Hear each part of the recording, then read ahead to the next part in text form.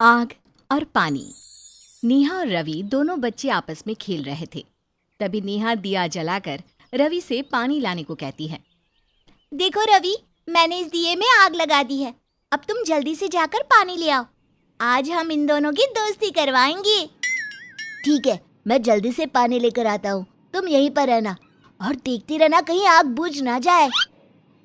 अब रवि जल्दी से पानी लेकर आता है और नेहा उस पानी को आग पर डाल देती है, पर पानी डालते ही आग बुझ जाती है। रवि नेहा से नाराज हो जाता है। नेहा, तुम तो आज आग और पानी की दोस्ती करवा रही थी, फिर ये क्या? पानी डालते ही आग नाराज क्यों हो गई? देखो वो बुझ गई। तुमने तो देखा ना कि मैं दोनों की दोस्ती ही करवा रही थी। अब मैं क्या करूं जब ये दोनों दोस्ती नहीं बनना चाहते तो? तुम झूठ बोल रही हो नेहा। तुम ही नहीं चाहती थी कि आग और पानी की दोस्ती हो, तभी तो आग बुझ गई। मैं ऐसा क्यों चाहूंगी रवि? मैं तो खुद चाहती थी कि आग और पानी की दोस्ती हो, तभी तो मैंने आग जलाई और तुमसे बोला कि पानी लेकर आओ। इस तरह से दोनों बच्चों के बीच लड़ाई हो जाती है और उन दोनों की लड़ाई की आवाज़ सुनकर रवि और नेहा की दादी लक्ष्मी बाहर आती है, जो उन दोनों को आपस में लड़ते देखकर कहती है। अरे क्या हुआ बच्चों, तुम दोनों आपस में लड़ क्यों रहे हो? दादी, आप नेहा से ही पूछो। ये हमेशा मुझसे लड़ती रहती है। आज भी लड़ने की शुरुआत इसी ने की है। नहीं दादी, रवि झूठ बोल रहा है। मैं नहीं लड़ रही, बल्कि वो मुझसे लड़ रहा है। मैं तो यहाँ आग और पानी की दोस्ती करवाने आई थी, पर मैंने जैसे ही पानी डाला आग बुझ गई। आग बुझी नहीं थी, तुमने बुझाई थी, ताकि आग और पानी की दोस्ती ना हो। इस तरह से दोनों बच्चे एक बार फिर से आपस में लड़ने लगते हैं। उन दोनों की लड़ाई देखकर लक्ष्मी दोनों बच्चों को घर में ले आती है।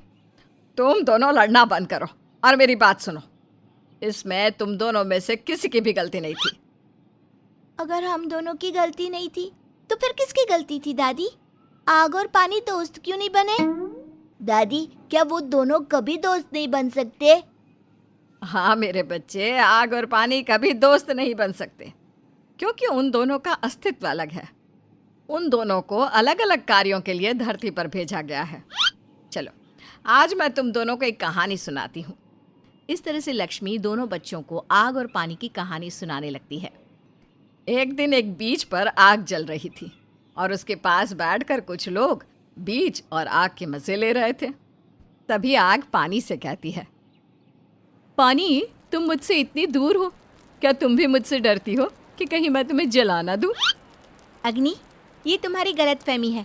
तुम मुझे कभी नहीं जला सकती और ना ही मेरे पास आ सकती हो। और देखो इन लोगों को, ये लोग यहाँ मुझे देखने आए हैं।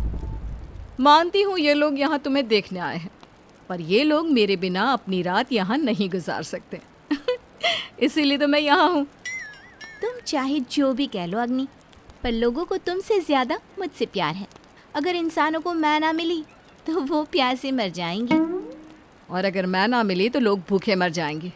भूलो मत, जितनी ज़रूरत पानी की है उतनी ही ज़रूरत खाने की भी है, और खाना आग पर रख कर ही पकाया जाता है, ना कि पानी पर रख कर। और एक बात, ठंड में भी लोगों को मैं ठंड से बचाती हूँ, तुम तो लोगों को मारना जानती हो। आग, तुम अपनी हद पार कर रही हो। मेरा काम लोगों को जीवन देना है, ना कि मृत्यु। और जान तो तुम लोगों की लेती हो, उन्हें जलाकर मार देती हो। जब तुम्हारा गुस्सा बढ़ता है तो तुम एक रौद्र रूप धारण कर लेती हो, तभी तो आग की चपेट में आया हर व्यक्ति झुलस जाता है। इस तरह से आग और पानी के बीच में बहस छिड़ जाती है। रात बीतती है और लकड़ियाँ खत्म होने के साथ आग भी खत्म हो जाती है। ये देखकर पानी को बड़ी हंसी आती है। जिसका अस्तित्व ही कुछ समय का है, वो मुझ पर हंसने आई थी। शायद आग ये भूल जाती है कि वो दूसरों के सहारे ही जलती है। पर कोई बात नहीं, जब दोबारा मुलाकात होगी तो ये बात मैं अच्छे से समझा दूंगी। और इसी तरह से समय बीतता है। इसके बाद आग और पानी की फिर कभी मुलाकात नहीं होती। और फिर एक दिन एक पूजा में आग और पानी की मुलाकात होती है, जहाँ बिना हवन के पूजा संपन्न नहीं हो सकती थी और ना ही बिना गंगा जल के शुद्धि। आज बहुत दिनों बाद तुमसे मुलाकात हो रही है पानी। देखो, यज्ञ कुंड में मैं बैठी हूँ। बिना मेरे ये यज्ञ हवन अधूरा है। तुम यहाँ अकेली नहीं हो, मैं भी यहाँ हूँ।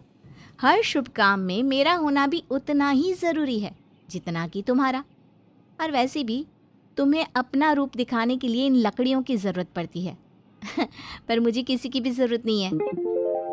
पानी की ये बात सुनकर आग भड़क जाती है और बहुत तेज जलने लगती है, जिस वजह से आसपास की रखी चीज़ों में भी आग लग जाती है। धीरे धीरे आग बढ़ने लगती है। देख रही हो पानी, मेरा रूप, मेरा तेज, मैं चाहूँ तो पल भर में सब कुछ जलाकर खत्म कर सकती हूँ।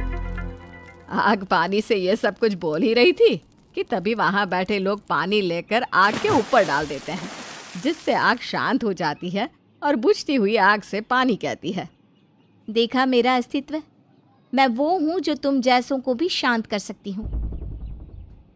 पानी की ये बात सुनकर आग शांत हो जाती है। इसी तरह से कुछ दिन बीत जाते हैं और एक बार फिर आग और पानी की एक साथ मुलाकात होती है।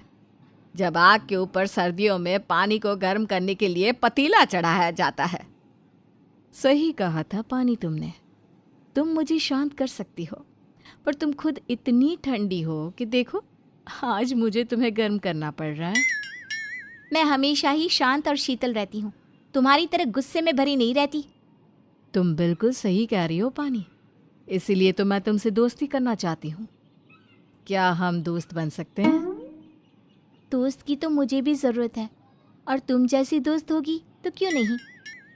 आग और पानी दोस्ती का हाथ बढ़ाते हैं, पर तभी एक औरत आकर पतीले का पानी हटा देती है और आग के ऊपर वही पानी थोड़ा सा गिरा देती है, जिससे आग बुझ जाती है।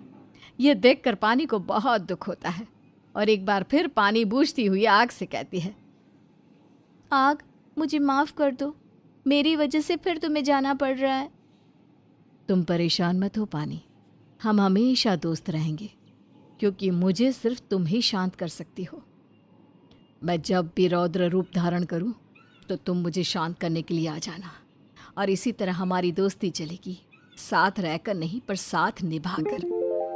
इतना बोलकर आग शांत हो जाती है और पानी को बहुत दुख होता है कि उसकी वजह से आग को जाना पड़ा। इसका मतलब आग और पानी पहले से ही दोस्त हैं दादी। हाँ मेरे बच्चों। तो इसका मतलब नेहा ने आग नहीं बुझाई, बल्कि आग गुस्सा हो गई थी, इसीलिए पानी ने आकर उसे शांत कर दिया। अब तो तुम्हें समझ में आ गया ना कि मेरी कोई गलती नहीं है। अब जब तुम दोनों को पता चल चुका है कि आग और पानी पहले से ही बहुत अच्छे दोस्त हैं और इसमें तुम दोनों में से किसी की कोई गलती नहीं थी, तो चलो एक दूसरे को माफ करो और गले लगाओ। सॉरी नेहा। सॉरी। अब दोनों बच्चे एक दूसरे से माफ़ी मांगकर गले लग जाते हैं और एक बार फिर नेहा आग जलाती है और उसके पास पानी को रख देती है। ये सब देखकर आग और पानी को बहुत अच्छा लगता है।